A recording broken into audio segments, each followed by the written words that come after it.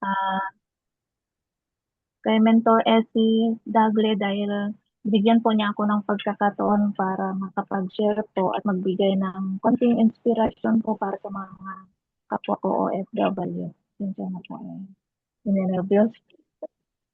Thank you so much po sa inyong lahat. Good morning po.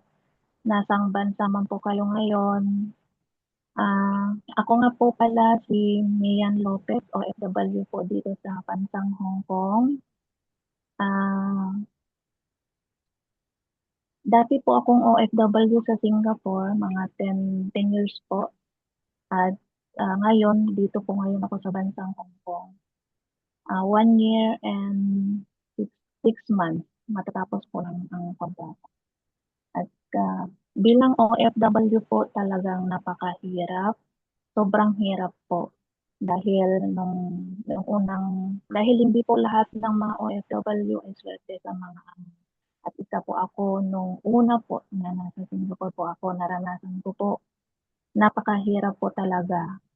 At alam ko na marami pong katulad ko na nakaranas po ng gutom, hirap, at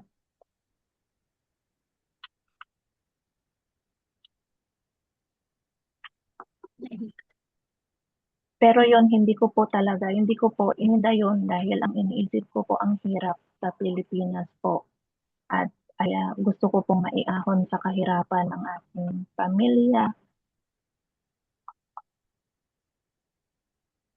At kung paano ko po nakilala ang opportunity na ito ay isa lamang po ako sa mga naghaw sa sistema po, sa online, sa media po. Isa lang po akong naghaw, nag-inquire dahil isa po ako sa mga milyong-milyong mga OFW na naghahanap ng opportunity para magkumita at magkaroon ng extra income po.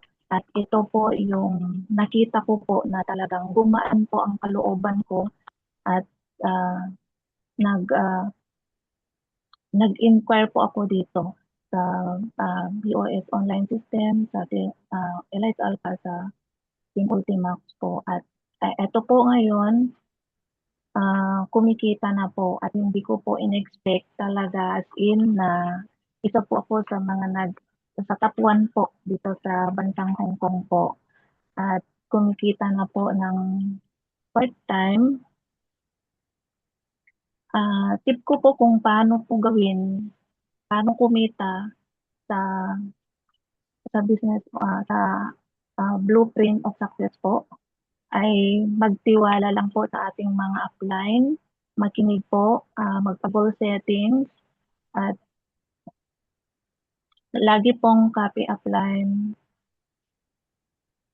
At ganun din po, about experience ko po dito sa training dito sa Hong Kong po ay talagang napaka speechless po kasi hindi ko po in-expect na nagtapuan po ako.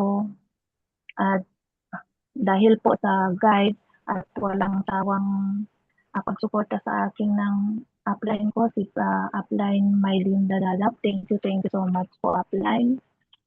Hindi po ako magsasawang magpasalamat po sa iyo.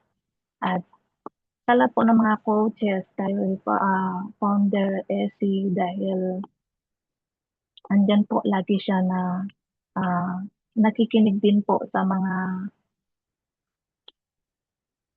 drama ko po. At marami, hindi ko po in-expect na marami na po kami palang mga may readers dito sa Hong Kong at alam ko nagtitiwala po ako na mas dadami pa po kami dito sa Hong Kong. At sa susunod na pagpunta po ng mga mentors, uplines po natin dito, marami na po kami. At ganun din po na marami pa pong kumita at patuloy na kumikita part-time po ng dahil sa sistema ng BOS at BOS online system, ang blueprint of success. At kung at kung kayo po at at ay boy.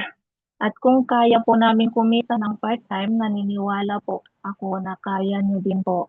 At sa lahat po ng andito na di pa po nakapag-member, grab this big opportunity po para mabago po ang takbo ng inyong buhay at sinisiguro ko po sa inyo na wala po kayong pagsisisihan sa gagawin po ninyong desisyon dahil ah, dahil po nasa tamang sistema po tayo, nasa tamang mga uplines po at dahil gagawin po nila lahat para maiangat po nila tayo katulad po yung mga nakakamit po nila ngayon, gusto po nilang maging gano'n din po tayo.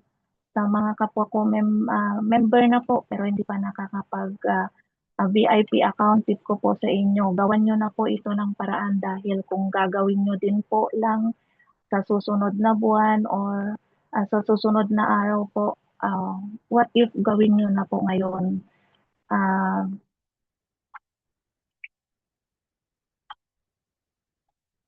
Gawan niyo na po ng paraan. Wag po kayong matakot dahil di po natin gagawin itong mag-isa.